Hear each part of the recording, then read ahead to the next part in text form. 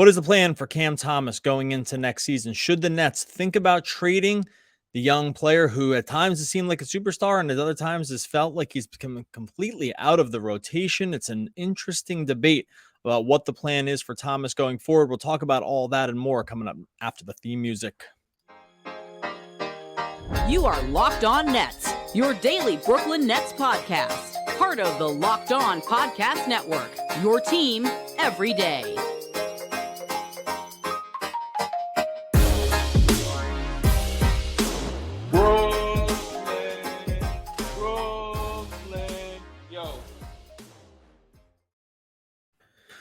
All right, welcome back to the Locked On Nets podcast on the Locked On Podcast Network. It's your team, the Brooklyn Nets, every single day, even rolling through the offseason here with the Nets swept out of the playoffs. That's all right. It's plenty of time to talk about how things are going to move and shape for next season. I am Doug Norrie, the owner and operator of dailyfantasysportsrankings.com. You don't want to type all that in. Go to dfsr.com to get yourself started. Got a free trial over there. Projections for FanDuel and DraftKings, NBA while we roll through the playoffs, NHL rolling through those playoffs, MLB every single day. It's all covered for you at DFSR.com. No Adam Armbrecht today as he continues a little time off here as the season wound down. That's all right. We're going to make it all back up in the back end as we roll through the summer months with tons and tons to talk about with the Nets this offseason. Draft, free agency, it's all coming down the pike when it comes to Brooklyn. And there's all, plenty of talking points still here to go, specifically around guys who are on the team this season. I do know, programming note, there was some coaching staff shakeup stuff on Monday afternoon. We'll get into that into tomorrow's show as well, break down all the different stuff that's coming from the moves that Brooklyn made around the Jacques Vaughn's coaching staff. So no worries there. We'll get into that later in the week. Wanted to talk today about Cam Thomas and what is going to happen with Cam going into next season. Because I got to tell you, we talked about this during the regular season, but this to me remains one of the most interesting, fascinating, confusing, just like very difficult to grasp situations that we've seen in the NBA. I mean, really for any team, and definitely one of the weirdest storylines when it comes to the Nets and just their handling or the situation or like the tenor or the tone or whatever word you want to use that there is around Cam Thomas. It's a really, really weird situation highlighted by insane peaks and valleys this season, just crazy out of the box outlier numbers that Cam put up, and then followed by DNPs and buried on the bench. And as we go into this next season, it does really beg the question of what the team's plan is for Cam going forward, what they view him to be, if anything, as an NBA player. Very difficult to get a read on that one for sure. Whether he's part of their long-term future or not, again, very difficult to get a read on that, where Jacques Vaughn and Sean Marks and company are concerned, and whether or not they would think about dealing him in the offseason, and if they were to think about doing that, what the market for him would even be like. It's just it's one of the crazier sort of subplots around a player who's not, a superstar by any means, but is a really, really polarizing guy among Nets fans. And for a while became part of sort of a national talking point around his overall skill set because he was putting up such eye popping numbers that really you had no choice in the national media to just be like, hey, what is going on over here in Brooklyn? Like this guy, they have a guy in their bench that can just drop 40 burgers like it's absolutely nothing. And he can do it multiple games in a row. And then they're not going to play him at all anymore. Yeah, that's a very, very weird situation. So as we go into the offseason here, or no, we're in the offseason and thinking about moves the Nets can make, the question here is like, what should the Nets do? Should the Nets entertain the idea of Cam Thomas? Should he be on the trade block? Has he been on the trade block? Should he be a guy that just moves on from this team, or should he be part of the process going forward? To me, in some ways, the answer is something somewhat cut and dry for me, in that I think that the Nets should take one of two paths, and it's not clear that they're willing to take either of these paths. I think that they should either, and I'll go into some of the reasons why, and we'll go into some of the stuff that Cam was able to do this season just on the basketball court. I think they have to pick a lane, and they have to just understand like what he is, and they have to just understand what their overall plan is. And I think that really just boils down to two things. Either they trade him this offseason, move on from the situation, cut whatever losses or non-losses that they had with him, and just move on from the situation, or commit to putting him into the rotation and seeing what you have, and seeing that this is a guy that actually has real value on the team, can be a real night to night rotational contributor, not just like, hey, break glass in case of emergency once every couple games kind of thing, like a real rotational guy that plays real minutes, that plays consistent minutes no matter what. I think one of those two things has to happen. What is probably the worst case scenario for the Nets is to have what happened again this season happen again next season, which is he's basically buried. He's not really part of what the team is doing. It's very confusing. Every once in a while, or when the team is down a ridiculous amount of guys, he comes in, he takes a million shots, he scores tons of points, and then he disappears again. I think that, to me, of the three options that the Nets have, that to me is easily the worst option. It just doesn't really serve any purpose. I don't think it's. And look, not everyone has to play. Not everyone is. This isn't rec league basketball here, where everyone's got to get their minutes, or else the parents are going to complain. I'm not suggesting that. There's plenty of guys that don't play on a regular basis. It's like not new. But with Cam, the situation is different because he's been able to flash insane upside with one of the most important skills you can have in basketball, which is scoring. That it does beg the question about what it is the plan going forward. So when we look at these different paths that the Nets have, or these different options that the Nets have as a team with him, I do think the worst option that the Nets have is to do again what they did this season, which is just to have it be confusing, have there be a lot of subtext, have there be, it's a sort of maybe misunderstandings about what his role in the team is, or confusion, or just maybe they don't see him as a guy that they want to play, or Jacques Vaughn doesn't see him as a guy that he wants to play night to night. So I do think that situation has to just resolve itself, at least to not happen anymore. We don't want another 2022, 2023 season Cam Thomas happening again, because it's going to bring up all the same debates and bring up all the same problems. So I think for our purposes here, that obviously has to be one of the things that just wiped out of the decision tree here. So that leaves us with trading him or bringing him back and making him a rotational player. I can see cases for both. We'll get into both sides of this as we get forward here. But I do think that I really am hoping that the Nets come out of this offseason having made sort of at least a decision, or at least, you're never going to promise to play a guy real rotation minutes over the course of an entire season, because seasons are long and things change, but at least a commitment one way or the other to Thomas. Either commit to trade him and move on from him and see what you can get on the open market, or commit to play him as a real rotational player. And like I said, we'll get into the finer details of what each of those things mean. But for our purposes here, I really hope to add on to yesterday's podcast, which was two things we needed to see happen for the team. I'm just going to put this one in the third. Make a commitment one way or the other to Cam Thomas about whether he's a part of the future or not. Decide this offseason, and let's get moving with this thing, because it's really, really been a shame sort of what's happened with him. Want to talk more about these different possibilities, want to talk about what each one of those situations looks like and how feasible each one even is. We're going to get into all of that in a second. First, I'm going to tell you about our friends over at Game Time. Look, finding tickets these days should not be stressful. If you're trying to get tickets, it means you're out to the stadium, out to the arena, out to the park to have fun. Like, you want to have tickets, you want to be able to go to the event, and you want it to be very, very easy. This is where Game Time comes in and takes the load off it for you. It makes it easy with a bunch of different ways you can do this. They have flash deals on last minute tickets. It's super easy to find and buy tickets for every kind of event in the area. You can get seat views, so you know exactly what you're going to be seeing when you get those seats. Lowest price guarantee, event cancellation protection, job loss protection. It's all there for you on Game Time. If you go over the Game Time app right now, got a bunch of great deals. They do have Heat Knicks Knicks tickets. If you're in, there's a big debate yesterday about where Nets fans are with Knicks. Whatever. MSG still able to go to the playoff game there if you want to. They got those up in Game Time. Dollar tickets for Cleveland, New York Yankees coming up this week. Billy Joel tickets, MSG for coming up this Friday. It's all there for you on Game Time.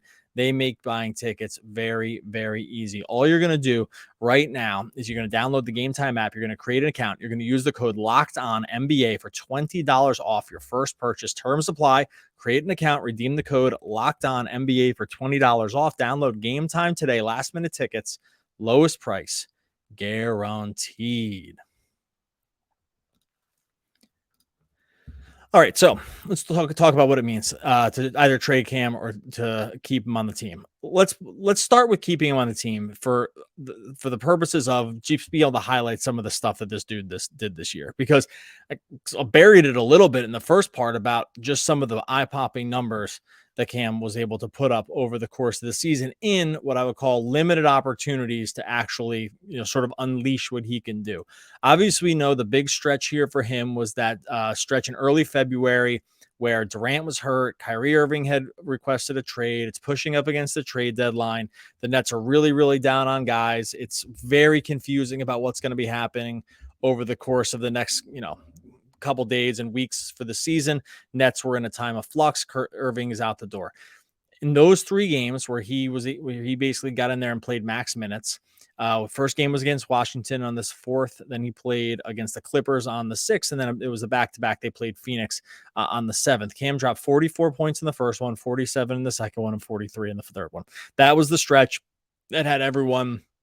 I was getting independent texts from people that do not follow the Nets that were like, what is going on here with Cam Thomas? Like, who the hell is this guy?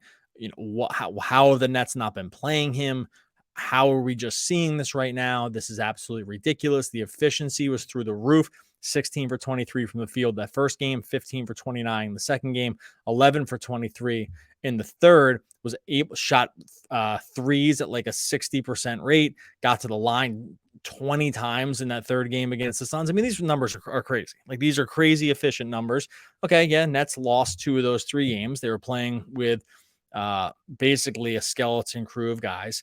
And so, losses against Clippers and the Suns and teams like that did beat Washington. Not all that surprising. I know sometimes people have pointed to, Jacques Vaughn included, have pointed to the record for the Nets during the games where Cam was going completely off as having lost some of those games. That's true. There's definitely context around that stuff because of who he was playing on the court with and who some of the other guys were. The win-loss record is the win-loss record. I can't change that. It just is what it is. But you also can't change the fact that these were crazy, crazy efficient numbers for this dude. And very few other guys in the NBA are able to put this up. If you actually look at players who scored 42 plus points in games this season, the list is really not that long that he's a part of. So, okay, so here's the list. 3 guys. This is players who scored 42 more points in a game this season. Number of times they did it. Joel Embiid, Luka, and Giannis all did it 10 times each. This is then the next group is just only Donovan Mitchell 8 times. Then Damian Lillard and Devin Booker did it 6 times each. Shai Gilgeous-Alexander did it 5 times each. And then Cam Thomas, Julius Randle, and LeBron James did it 4 times each. What you notice about the rest of that group is that's like basically the all NBA team and Cam Thomas, and maybe not Julius Randle, but like these are some of the best players, if not the best players in the entire NBA, Jokic notwithstanding, but we know Jokic is a huge assist guy also. But this is like the small group of players that are very near the top of the NBA landscape when it comes to overall skills. And then Cam is kind of thrown in there as this other guy who just happened to, the few times he was able to get out on the court and actually play, he was able to drop point scoring totals with the very, very best guys in the league. It's completely nuts. These numbers are video game numbers. Players really don't ever come in and do this. This is not anything close to standard. Even the group that would say, hey, anybody, if they're given a ton of shots and can go out any night and score these numbers. That's just not true. That can't happen. Lots of guys get out in basketball courts every single night and do not have the ability to do what Cam Thomas was able to do for that stretch. And then he did it one more time at the end of the year, but for that stretch during February. And so when you just look at that and put them up against some of these other guys, it's just those numbers are real. Like, he's able to do this on a basketball court. He's able to do certain things on the court that a lot of other guys in the NBA just aren't able to do. He's able to get his own shot. He can get into the mid-range. He takes tons of contact. He invites contact on shots. He's very strong in his lower body. It's really hard to push him off his spot. It's hard to push him off a spot.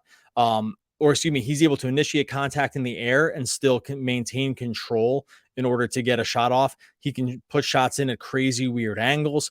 Like, his body can be fully turned perpendicular to the basket at times, and he's getting shots off. Like, super weird, very creative, weird in a good way, creative shot taking from a guy who's definitely undersized when it comes to just, crazy great scorers. He's not a huge guy, right?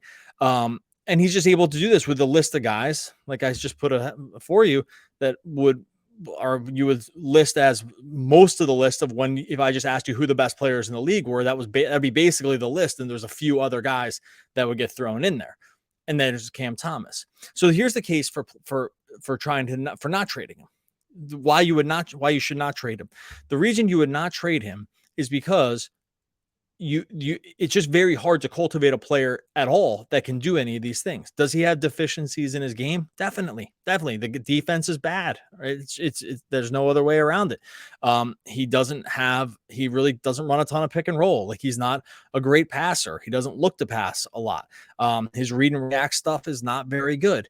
I could make the case for that kind of stuff that because he has a sort of singular talent and he knows how to do one thing very well, the time on the court has not been enough to be able to develop some of these other tools in his tool basket. Like, maybe you want to say they're never going to get there. Like, that's just not part of what he is. That's true too. There's plenty of them that could be true. I mean, there's plenty of NBA players out there who never really develop their games. They never, get past the one skill that they do really well, or a lot of guys get through to this level and can all kind of score, at least in the collegiate level, or, before they're able to get to the NBA. And then it's hard for them to pivot into other roles because not a lot of guys can take all the shots on a given team. That's just the way team hierarchies kind of end up spreading out.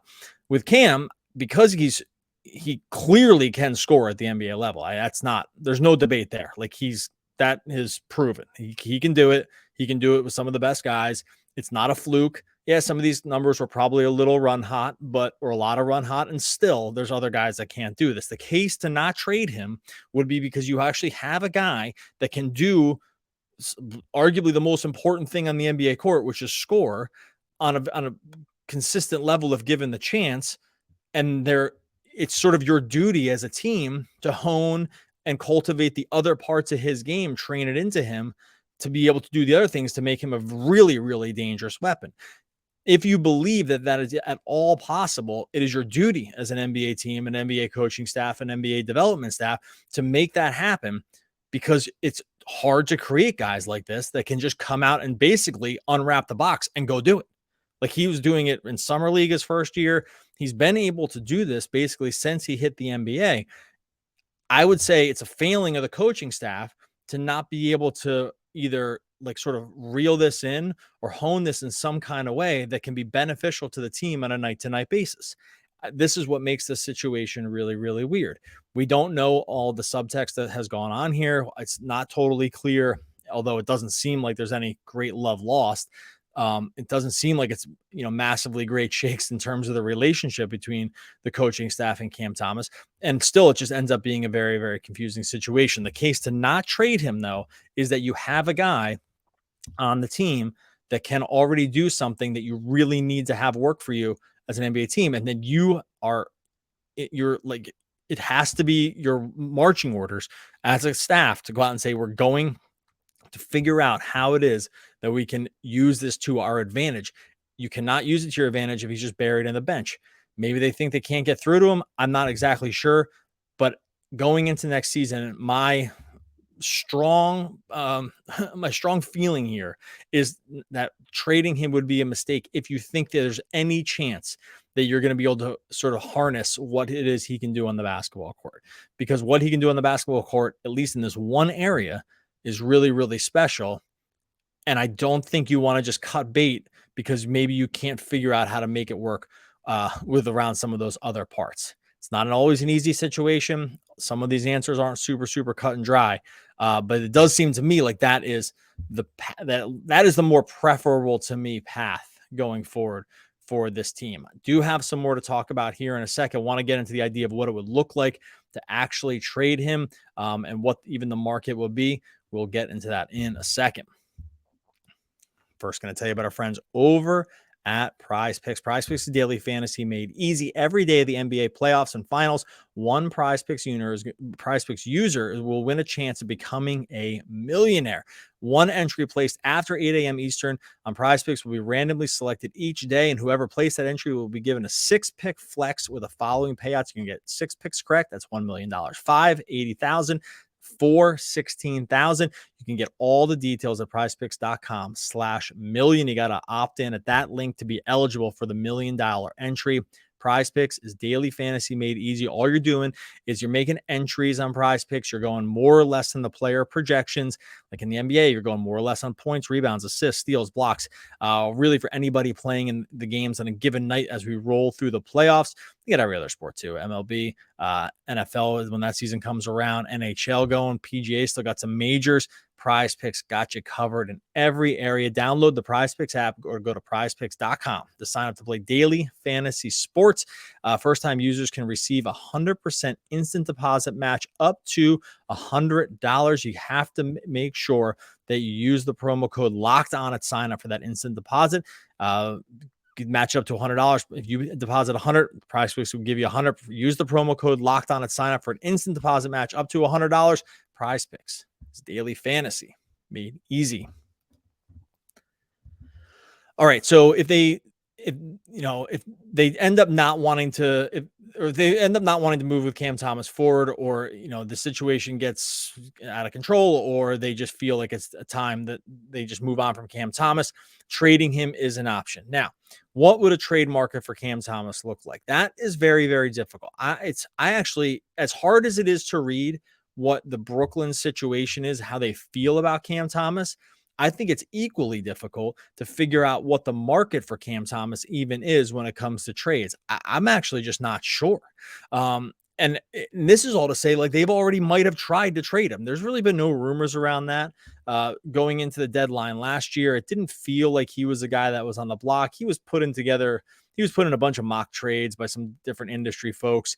Those were really never sourced as to be anything close to real. His name, as far as I remember, never really cropped up in any of the rumors around whether or not he would be traded, if he was going to be packaged in anything. That his name really never came up. And as a trade deadline came and went, like, so did his minutes as the team moved into a new version of it, and we saw those minutes fluctuate. How does the overall NBA landscape feel about Cam Thomas? I don't know. I actually just really don't. It's hard to imagine. Look, where they drafted him in the 2021 draft, he was taken 27th. He had dropped. It was not clear why he had dropped at the time.